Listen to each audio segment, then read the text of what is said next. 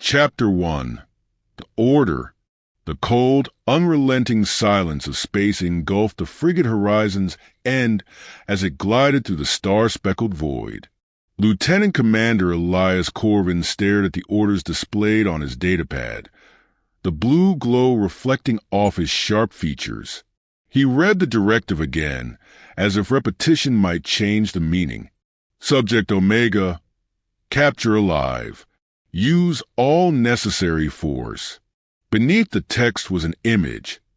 A woman with striking silver hair and piercing violet eyes. Her name was Kayla Vane, a high-priority target wanted by the Interstellar Sovereign Authority. The orders didn't specify her crime, but the authority rarely shared those details with soldiers like Corvin. All he needed to know was that she was dangerous. Lieutenant Commander, a voice broke his concentration. Corvin turned to see Captain Rhea Solon, her steel-gray uniform immaculate, her expression unreadable. We're approaching the Arcani system. Preliminary scans show her vessel hiding near the ruins of Kesai Prime. ETA, 20 minutes. Understood, Corvin replied, tucking the datapad into his jacket pocket. He kept his tone steady, though his gut churned. Something about this mission felt wrong. Kesai Prime was a desolate world, abandoned after a cataclysmic war decades ago. Its surface was a graveyard of shattered cities and poisoned seas, an eerie reminder of what unchecked ambition could destroy. Bridge to strike team, the captain's voice echoed over the comms. Prepare for deployment. This is a zero-error mission. Omega cannot escape. Corvin left the command deck, heading to the armory. His team was already suiting up. Sergeant Ryan Helix, a burly man with a dry sense of humor, looked up as Corvin entered. Another day, another galactic fugitive, Helix said, securing the seals on his armor. This one better be worth the trouble. She is, Corvin replied curtly, checking his pulse rifle. He didn't elaborate. The shuttle launched minutes later, carrying the strike team down to the surface of Kesai Prime. As they descended through the atmosphere, Corvin's mind wandered back to the datapad. The violet eyes in the image lingered in his thoughts, haunting and magnetic. The ruins of Kesai Prime stretched out below, jagged skyscrapers clawing at a crimson sky. The shuttle touched down in a clearing near a collapsed tower. Corvin led his team into the maze of rubble and twisted metal, their steps muffled by the ash-coated ground. They moved with precision, scanning for life signs. The tracker on Corvin's wrist pinged, locking on to a signal nearby. "She's close," Helix whispered, his voice tinged with anticipation. The team crept through a shattered atrium, their weapons raised. Ahead, a faint light flickered. Kayla's vessel. It was small, built for speed rather than combat. The ramp was down, its interior dark. Corvin motioned for his team to fan out. As they approached, a shadow moved near the ship. "Freeze!" Corvin barked, his rifle trained on the figure. The woman stepped into view. It was her, Kayla Vane. Her silver hair shimmered in the dim light, and her violet eyes locked onto Corvin's. She wasn't armed, but she didn't seem afraid. "You don't understand," she said, her voice calm but urgent. "If you take me, billions will die." Corvin hesitated, his finger hovering over the trigger. He had faced fugitives before, terrorists, smugglers, war criminals. But Kayla didn't fit the mold. There was no malice in her eyes, only desperation.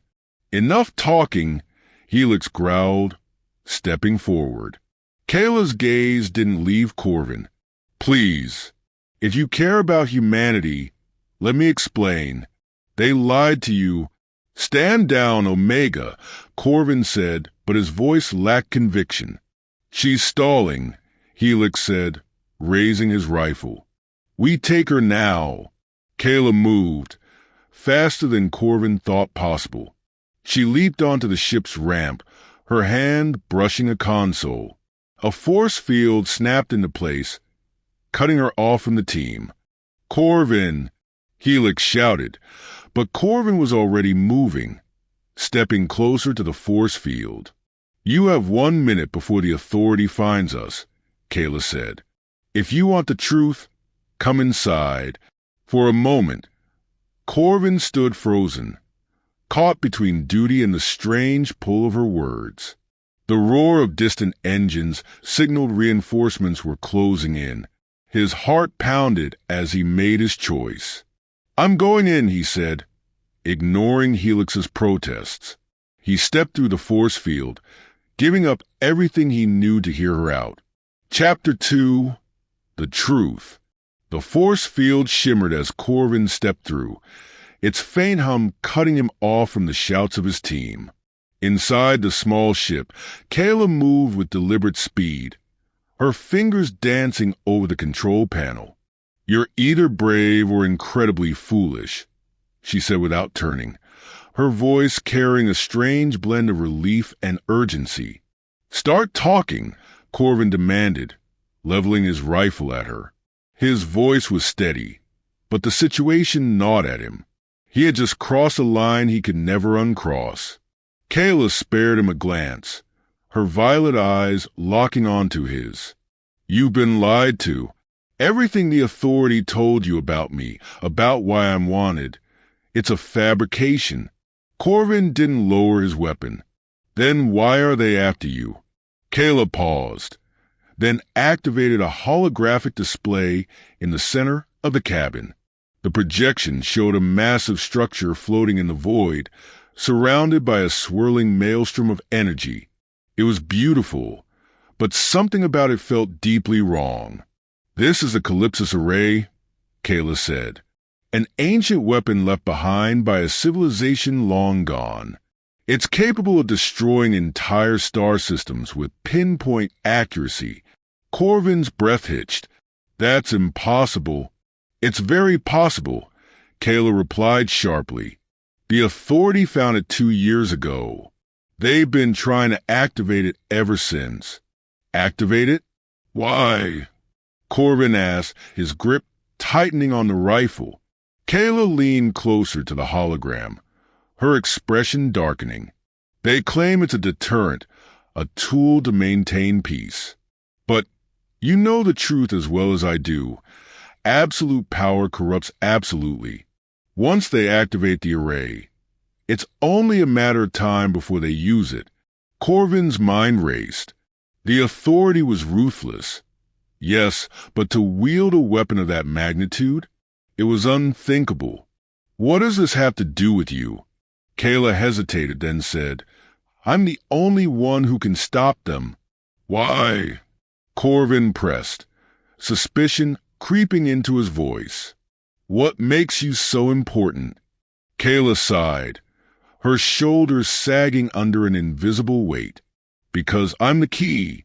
My DNA is tied to the array's activation sequence. I'm not just some fugitive, Corvin. I'm their fail-safe." The words hung in the air, heavy and undeniable. Corvin felt his pulse quicken. If what she said was true, the Authority wasn't after a criminal. They were after a tool, a weapon in human form. "And what's your plan?" Corvin asked, his tone still laced with doubt. "To destroy it?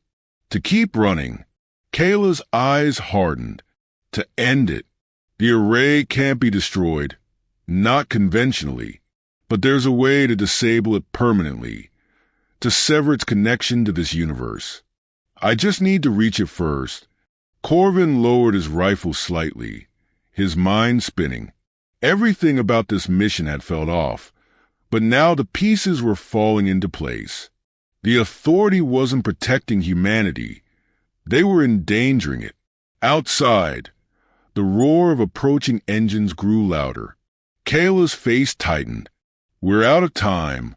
You need to decide. Are you with me, or are you going to hand me over?" Corvin stared at her, the weight of the moment pressing down on him.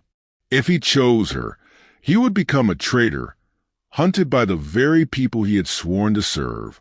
But if she was telling the truth, the stakes were far greater than his own career or his own life. Corvin, Helix's voice crackled through the comms. What the hell are you doing? Authorities strike craft inbound. We need to extract now. Corvin exhaled slowly, his decision solidifying in his mind. He turned back to Kayla. If we're doing this, you need to prove I didn't just throw my life away. Kayla nodded. Then strap in. She slid into the pilot's seat and punched a sequence into the console. The ship roared to life, lifting off as the force field dropped. Outside, Corvin saw his team scrambling, their expressions a mix of shock and fury as Kayla's ship soared into the sky. What's the plan? Corvin asked, gripping a support rail as the ship accelerated. Kayla's hands flew across the controls. We're heading to the Dirin Nebula. It's a volatile region, full of gravitational anomalies. The array's control nexus is hidden there. Corvin frowned. You're taking us straight into Authority territory. Kayla glanced at him. That's where the fight is, isn't it? As the ship streaked through the atmosphere, Corvin couldn't help but wonder if he had just sealed his fate, or humanity's. The stars stretched into lines as the ship jumped to faster-than-light speed, leaving the ruins of Kesai Prime far behind. For better or worse, Elias Corvin had made his choice. There was no turning back now. Chapter 3. The Nexus.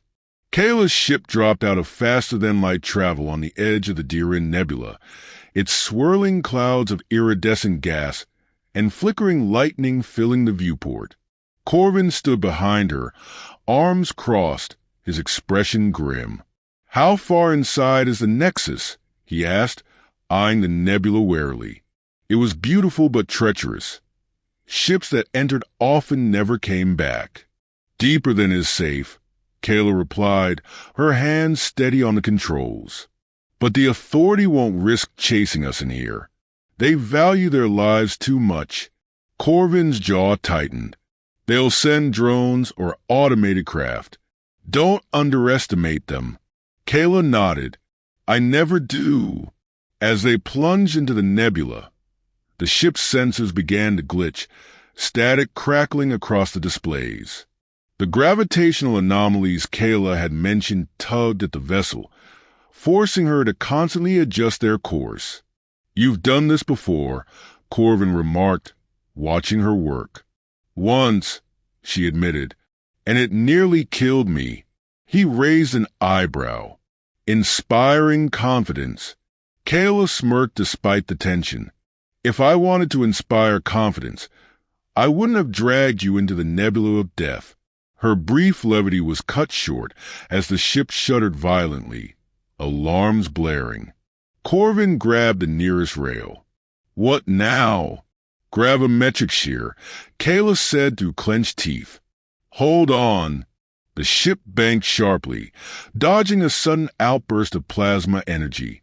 Corvin's stomach lurched, but Kayla maneuvered with precision, navigating the chaos like she was born to it. After what felt like an eternity, the turbulence subsided. Ahead, the nebula parted to reveal a massive construct floating in the void. The Nexus. It was a dark, sprawling station, its architecture alien yet strangely symmetrical, as though it had been grown rather than built. Pulsing lines of blue energy coursed through its structure, connecting to a central sphere that glowed with an unnatural light. That's it, Kayla said, her voice low. Corvin stared, feeling a strange mix of awe and dread. And you're sure we can disable it? Kayla didn't answer immediately. She pulled the ship into a docking bay on the station's outer rim, setting it down with a soft thud. Turning to Corvin, she said, We have to try.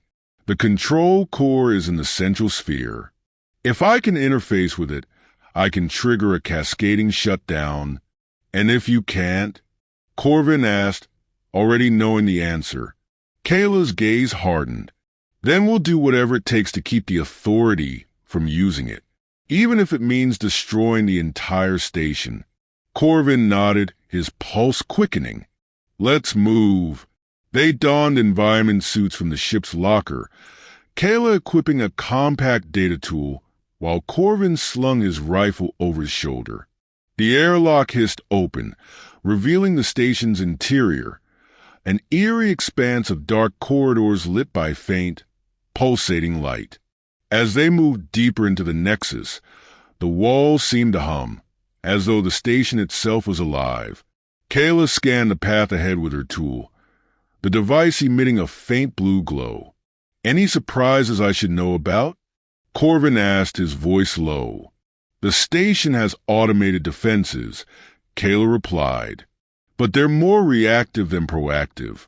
As long as we don't trigger an alert, we should be fine. Corvin glanced at her. That's comforting. Their progress was slow but steady until they reached a large, circular chamber. In its center stood a towering obelisk covered in glowing glyphs. Kayla approached cautiously, her tool beeping in a rhythmic pattern. This is a relay, she said, examining the glyphs.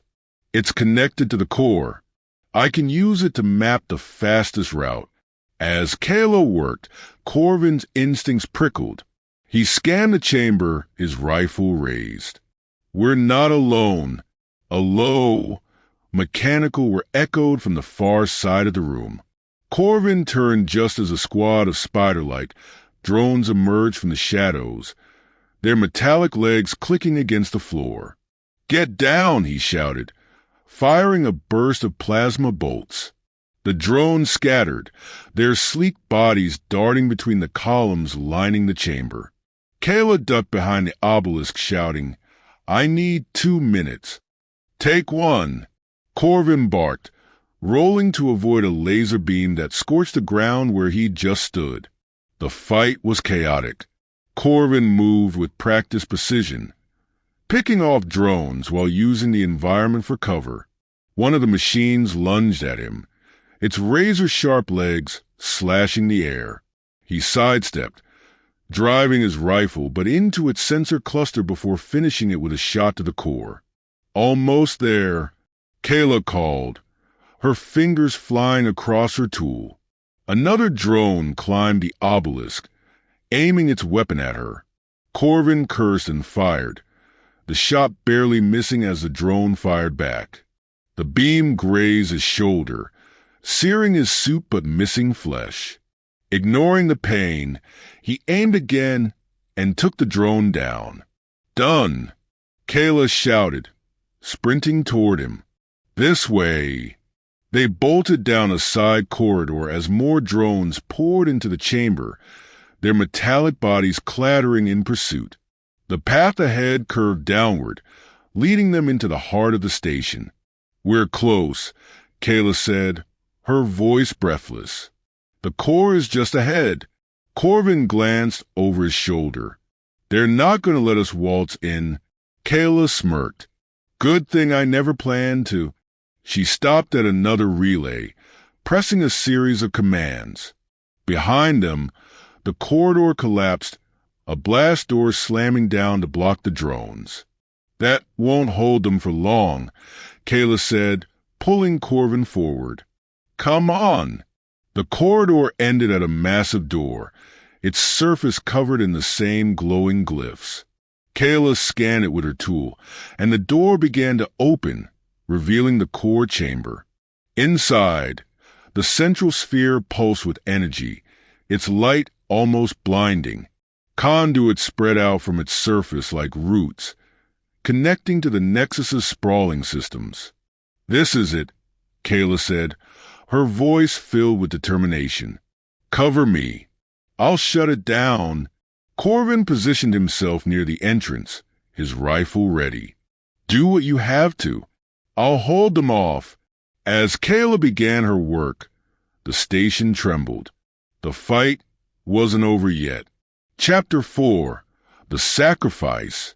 The core chamber was alive with energy. The sphere at its center throbbed like a beating heart, sending pulses of light to the conduits that snaked outward into the station. Kayla stood at the base of the sphere, her data tool connected to an exposed access port. Lines of alien code scrolled across her screen as she worked, her movements quick but precise. Corvin kept his rifle aimed at the entrance, his ears straining for the telltale clicks of approaching drones. The blast door wouldn't hold forever. He could already hear the faint hum of cutting tools on the other side. "How much longer?" he asked, his voice sharp with tension. Kayla didn't look up. "The Nexus's systems are resisting me. It's learning what I'm trying to do. Meaning it's going to fight back harder the closer I get to shutting it down." Corvin's jaw tightened. Fantastic. The door behind them buckled with a deafening clang. A moment later, it exploded inward, shards of metal scattering across the chamber. A dozen drones poured through, their sleek, arachnid forms gleaming in the light of the core. "Here we go," Corvin muttered, opening fire. His first shot hit the lead drone squarely, blasting it apart in a shower of sparks. But the others kept coming, spreading out as they advanced. "Keep them off me," Kayla shouted, her fingers flying over her tool. "Working on it," Corvin snapped, ducking behind a column as a drone fired a beam that scorched the wall behind him. He leaned out, taking down another two with quick, precise shots. The drones were relentless. One leapt onto the column, scrambling toward him with its razor-sharp legs. Corvin fired point-blank, the force of the blast throwing the machine backward. Another drone flanked him, and he spun, slamming the butt of his rifle into its sensor array before finishing it with a shot to the core. "Corvin," Kayla called, panic creeping into her voice. "The system is locking me out. I need more time."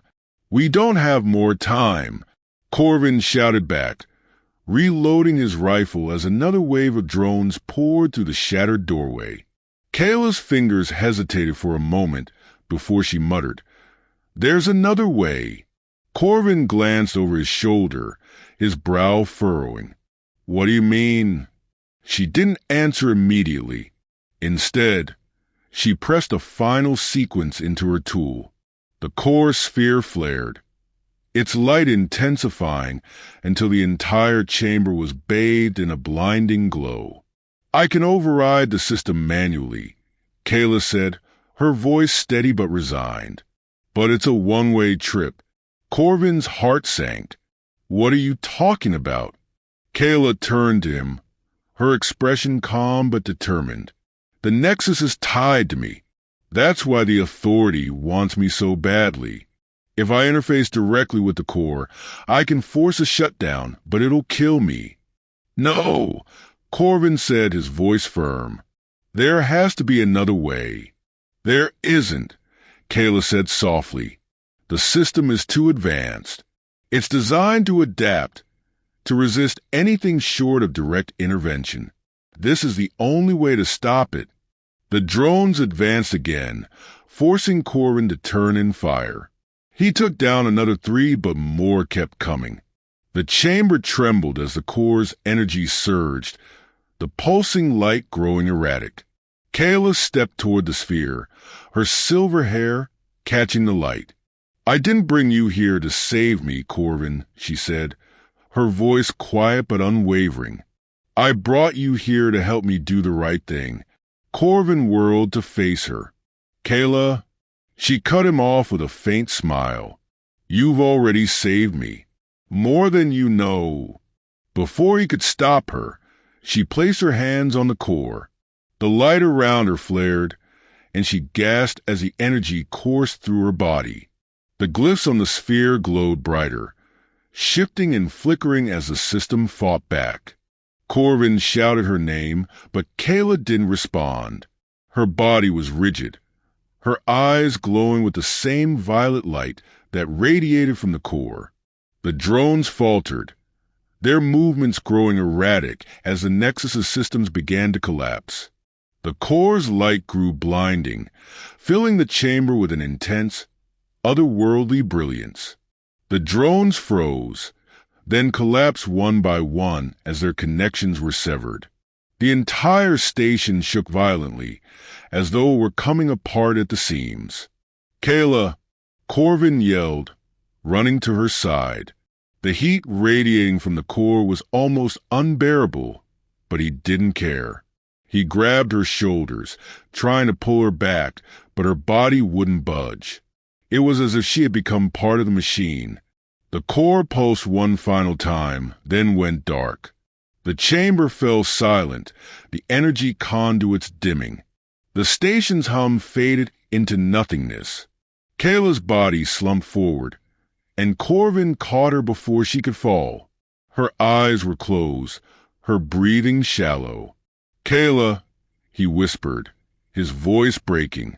Her eyelids fluttered open, and she gave him a faint smile. "It's done," she murmured. "The array, it's gone." Corvin's throat tightened. "You're going to be okay. We'll get you out of here." She shook her head weakly. "The connection, it burned through me. There's no coming back from this." "No," Corvin said fiercely. "I didn't come this far to lose you."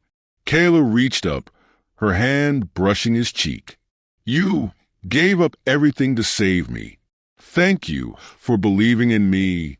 Her hand fell away, and her eyes closed for the last time.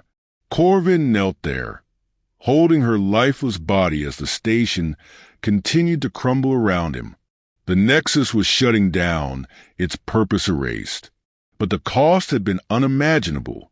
As the emergency systems in Kayla's ship activated, pulling him back to safety, Corvin swore he would never let her sacrifice be forgotten.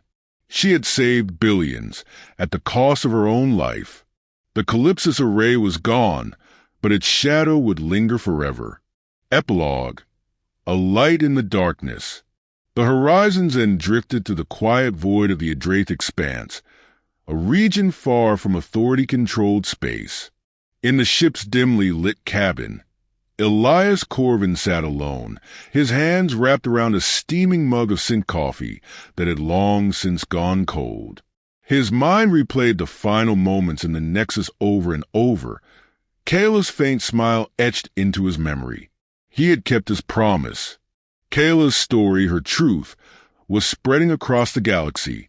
Using encrypted channels and trusted contacts from his time in the service, Corvin had leaked everything. The existence of the Calypsis array, the authorities' plan to wield it, and the sacrifices made to stop it. At first, the galaxy responded with disbelief. The authority denounced the leaks as fabricated propaganda, calling Corvin a traitor and issuing a system-wide bounty on his head. But the evidence he shared was undeniable. Holograms of the Nexus, intercepted authority communications, and Kayla's recorded testimony. Slowly, the tide began to turn.